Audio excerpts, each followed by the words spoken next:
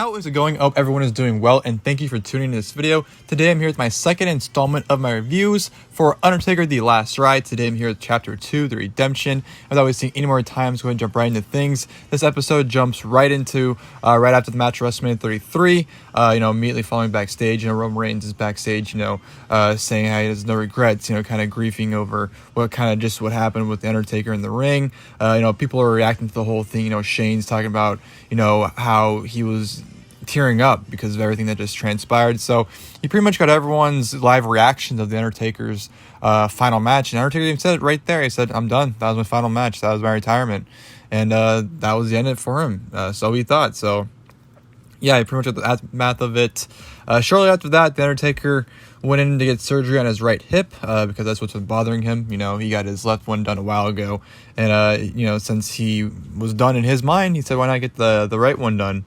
And obviously they did a montage of him getting his hip done, which, oh man, some of it's hard to watch just because they really show they show the surgery, man. It gets pretty graphic and it gets kind of hard to watch. And it shows him going through it, him rehabbing it afterwards, and him talking about how great he feels. It's the first time in a long time he hasn't felt pain in his hip, and he was starting to feel really, really good. And then they started to go in depth, talking about his relationship with Michelle McCool. Talking about how Michelle McCool pursued him for a while, but the one thing that sold Undertaker on Michelle McCool was the fact that she threw a picture perfect spiral to him at one time when he was throwing a football around at a taping. That was what sold her on him, and that's when they started dating, and they really went to the relationship. And I thought it was a fantastic portion of the documentary. And the one thing about this episode that I really loved is they really humanized Undertaker. I know they showed that in the first chapter, but this one they really nailed him on an emotional level. I feel like I was really able to connect with the person Undertaker, or aka Mark Calloway, more than I was able to in chapter 1. So I thought this was a fantastic way to really connect with the Undertaker on a personal level with this chapter. And it really dove into his relationship with Michelle McCool. And speaking of really diving into the relationship, you really got a great aspect and a look at the relationship between him and Vince. He looked at Vince at, a father figure, a brother, anything you could possibly think of. That's what Undertaker views Vince as. And, the bond between those two, they were being interviewed, and those two got choked up talking about each other. I mean, what...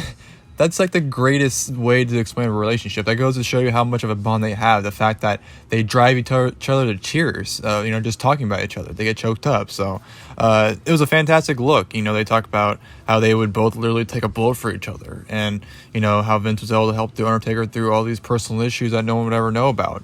And really dove deep into it. And I definitely thought that was a highlight of the episode. And that alone was worth everything. If anything has been finished in this documentary series, regardless what happens in the next, 3 chapters, the portion with Vince and Undertaker in this episode was absolutely worth it, no matter what else happens. So loved seeing that, especially Vince in his orange shirt talking to Undertaker and Michelle McCool about potential plans. And Vince pretty much told Taker, like, hey man, I'll let you know if anything happens. And Taker all year was just waiting for that call for Vince. And around November, Vince finally got a hold of Taker and said, what do you think about the idea of facing John Cena?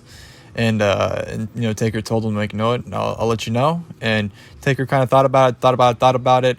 Royal Rumble came, he was there to support Michelle McCool, obviously for the first ever Women's Royal Rumble. He was getting the itch again, you can see it. He was watching the match with AJ, he was watching the pay-per-view, and it's pretty funny because he's watching AJ's match, and he goes like, if there's one guy I wish I worked with, it was AJ. And obviously his most recent and possibly last match he had was against AJ, so I thought that was pretty poetic to see that happen in the documentary. But yeah, he was watching, the Rumbles, and you can tell he's getting the itch, and then he watched back his match with Roman Reigns for the first time a few days later after the Rumble from WrestleMania 33 and watched it. And he was just disgusted by his performance and disgusted by himself. That motivated him. He said, I need redemption. And he got a ring and he was getting some bumps. And he told Vince, hey, give me some time. Let me see how I feel, and I'll let you know. And Taker was just bumping like a madman. He looked fantastic. Recorded a video that he sent to Vince the day of the Elimination Chamber, during the event, actually, because Vince said that was a deadline. He wanted Undertaker to know if he wanted to do the match with Cena or not. sent him a video taking bumps and said, "I'll see you in New Orleans, Vince," and did the whole Undertaker eye roll and everything. So I thought that was pretty cool, and honestly I thought that would have been really cool to air on TV, but I thought it was cool that he at least aired it here. So, he told Vince he was getting ready to go, and he trained like a fucking madman. The cardio he was doing, hell, they even sent Primo of all people to help get Undertaker into shape. He was training fantastically to the point where he said that he felt like in 2009. The match that he had with Shawn in 2009 at 25. He wanted to have that type caliber match with John Cena. He was determined. He was getting ready to go, and it's really sad watching that because obviously, this is 2 years old, and obviously we know how the match went. He wrestled John Cena for a minute and a half. So to see him training as if he's gonna go out there for 30 minutes, knowing he's gonna have a minute, it's pretty sad, just to see that. But yeah, he trained like a madman. Said he felt fantastic, felt like he did in 2009, the first match with Shawn, and he wanted to go out there and steal the show. He was determined to, have this banger of a match to go out at WrestleMania. And WrestleMania 34 comes, they do the whole gimmick of him coming back. And the match was what it was.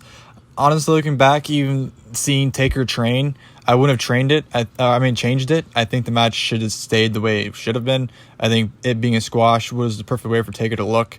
It didn't overexpose him. He didn't go in too long. It didn't go in too short. It was a squash. It was short, but, it didn't overexpose Taker. Taker got his shit in. That's all he needed to do, and put away John Cena.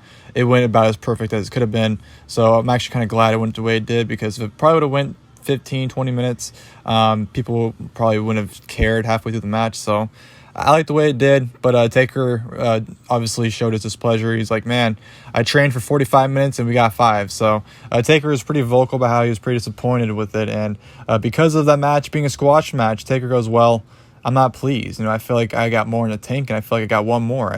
That's how great Taker was feeling. He was like, I got a lot more to go.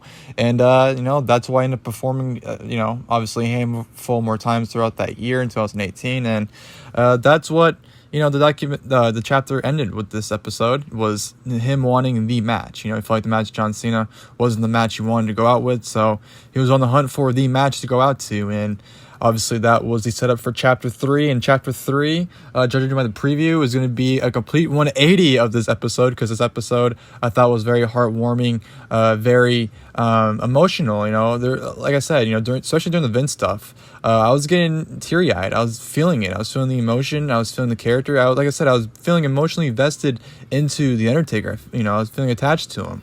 And that really showed in this chapter, and I feel like the next one's going to be a complete 180, because obviously they're going to discuss Undertaker's matches following this one. Like I said, he's on the search for the match. He wants the match to go out to.